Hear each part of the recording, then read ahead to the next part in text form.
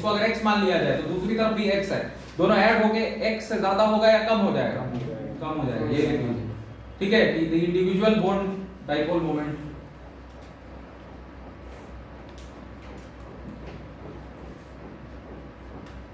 will be more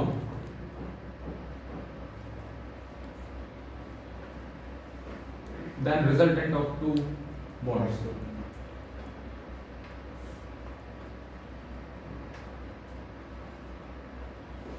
ठीक है, clear है? चलो तो ये बात हो गई, पूछो क्या पूछो? हो गया। चलो तो अब लिखो फजान रूल एक फिर से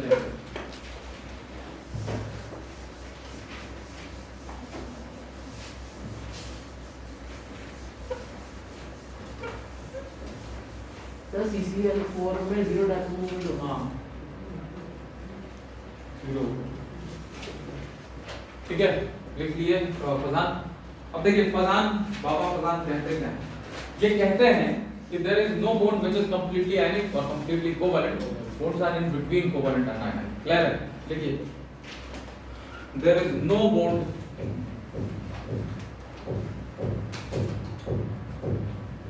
which is 100% covalent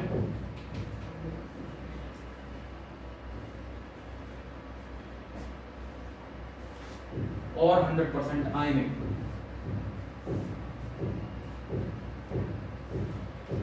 ठीक है, comma, all bonds come in between these two extremes, यानी इन दोनों के बीच में आ जाता है। क्लियर है? प्रॉब्लम बोलो नहीं, ठीक। अब कैसे और कैसे निकालते हैं कि कौन ज्यादा आयनिक और कौन ज्यादा कोवैलेंट? तो देखो तरीका से, एक बात बताओ, कोवैलेंट डायरेक्शनल होता है या आयनिक? Covalent directional. और आयनिक नॉन डायरेक्शनल। तो अगर आपका डायरेक्शनल होने लग गया यानी क्या हो रहा है, कोवैलेंट या आयनिक? बॉन्ड में अगर डायरेक्शनल कैरेक्टर आ रहा है तो वो कोवैलेंट हो रहा है या आयनिक हो रहा है? कोवैलेंट। बस यही है फजान रूल। और कैसे होता है तो देख लीजिए जरा, बस 2 मिनट लगेगा, 2 मिनट में आपको बता दूं। देखिए देखो इधर कि अगर हमारे पास कोई भी एक बॉन्ड है जिसमें एक पे डेल्टा माइनस और एक पे क्या है डेल्टा प्लस, जो माइनस होता है उसका साइज हमेशा ही बड़ा होता है और जो पॉजिटिव होता है उसका साइज हमेशा ही छोटा होता है। ठीक है, हमेशा ही cations are smaller than anions, हमेशा। अब बताओ जरा सा कि अगर ये काफी ज्यादा पॉजिटिव चार्ज शो कर रहा होगा, ठीक है, तो इसके बाहर में कौन प्रेजेंट होंगे? बोलो इलेक्ट्रॉन्स होंगे कि नहीं होंगे? Yes sir. तो अगर इसके बाहर में इलेक्ट्रॉन्स होंगे तो उन इलेक्ट्रॉन्स को अपनी ओर खींच लेगा ऐसा कि नहीं खींच लेगा? बोलो यस सर। खींच लेगा। और जैसे ही खींचेगा तो बताओ, ये पहले तो कंप्लीटली स्फेरिकल था और स्फेयर डायरेक्शनल होता है या हर डायरेक्शन में सेम होता है? लेकिन जब इधर इधर हल्का सा निकल गया एक लोब, तो बताइए इस लोब के निकलने की वजह से डायरेक्शनल हुआ है नॉन डायरेक्शनल हुआ? डायरेक्शनल। इस प्रोसेस को कहते हैं पोलराइजेशन। क्या कहते हैं? पोलराइजेशन। तो बताओ जितना ज्यादा पोलराइज होगा क्या उतना ही ज्यादा डायरेक्शनल होता जाएगा कि नहीं होता जाएगा? Yes sir. तो मैं आपको पॉइंट वाइज लिखवा रहा हूं, लिखना क्या है अभी नहीं लिखिएगा, बस देखिए मैं क्या लिख सकता हूं कि polarisation is directly proportional to क्या? Directional character. क्या है? Directional character. And directional character is directly proportional to covalent character. Clear है? समझ में आया या नहीं आया? Yes, और मुझे बताओ कि directional character depends upon what? Charge on cation, है कि नहीं? मैं ज्यादा चार्ज हो ज्यादा कर देगा। तो मैं क्या कह रहा हूं कि polarising power is directly proportional to charge on cation.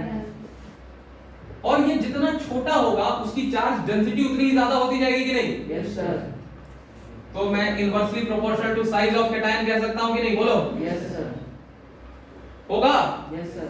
और एक अनायन कितनी आसानी से पोलराइज हो सकता है ये डिपेंड करेगा कि इसके न्यूक्लियस से इसके इलेक्ट्रॉन्स कितने दूर हैं। जितना दूर रहेंगे उतना खींच पाएंगे, है कि नहीं? Yes sir. तो मैं क्या कह सकता हूं कि पोलराइजिंग पावर किसकी होती है? कैटायन की या एनायन की? और पोलराइजेबिलिटी किसकी होती है? एनायन। तो पोलराइजेबल ज्यादा एनायन कौन होगा, जो बड़ा होगा या छोटा? बोलो ऐसे क्यों कर रहे हो? समझ में आ रहा है? तो बताइए पोलराइजेबिलिटी क्या होगी? Directly proportional to size of anion. Clear है, समझ में आया या नहीं आया, बोलो। Yes, sir. और जैसे जैसे पोलराइज होता जाएगा वैसे वैसे क्या होता जाएगा, कोवैलेंट। आई बात, लिख लो बस इतना ही, और मैं इसको अप्लाई कर रहा हूँ। सर इधर ये बता दिया आपने इन्वर्सली पहले लिख लो ना, size of cation. Size of cation इसलिए क्योंकि ये जितना छोटा होगा उतना ज्यादा चार्ज की डेंसिटी ज्यादा होगी, तो चार्ज की डेंसिटी ज्यादा होगी तो वो एक पॉइंट पे खींच पाएगा उन सबको, तो ज्यादा पोलराइज कर पाएगा। सर इसका शेप ओवल सा हो जाएगा ना। हां ओवल नहीं, एक तरफ निकला ओवल लो, इसको ओवल नहीं बोलते।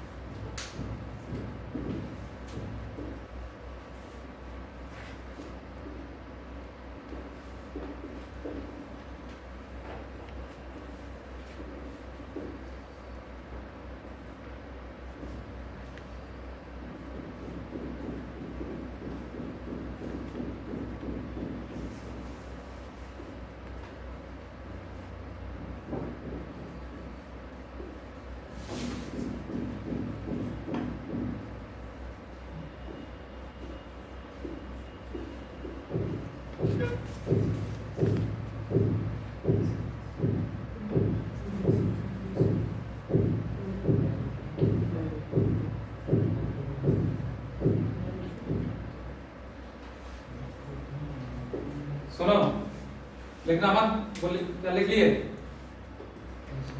हाँ वो लिख लिए, बुझा लो। सर वो डीसी क्या है? डायरेक्शनल कैरेक्टर, डायरेक्ट करंट भी लिख सकते हो मन करो। डायरेक्शनल कैरेक्टर यहाँ पे लिखा है, मिलो उनसे आगे बात, ऐसे नहीं सुनो।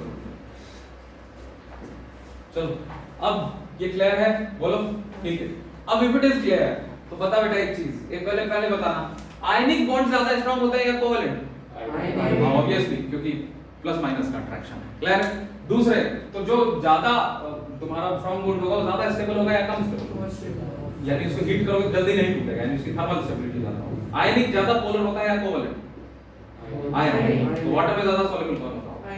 आयनिक। ठीक है। लैटिस किसका स्ट्रांग बनता है, आयनिक का कोवैलेंट? आयनिक। तो लैटिस एंथैल्पी किसकी ज्यादा होगी? Ionic. अब हमें पूछ रहा है चार बॉक्स हो, इनमें से एक क्वेश्चन आ जाएगा तुम्हारे ध्यान रखना।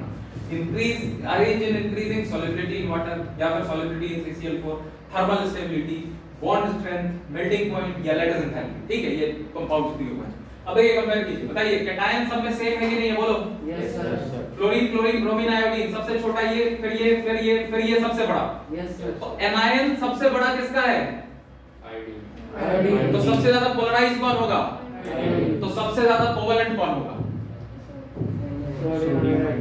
बोलो ना, जो सबसे ज्यादा पोलराइज होगा वो ऐसे निकलेगा, Yes, और sir. निकलेगा तो डायरेक्शनल कैरेक्टर आएगा, तो सबसे ज्यादा कौन हो जाएगा डायरेक्शनल? NaI। तो सबसे ज्यादा कोवैलेंट कौन होगा? NaI। और सबसे ज्यादा आयनिक कौन होगा?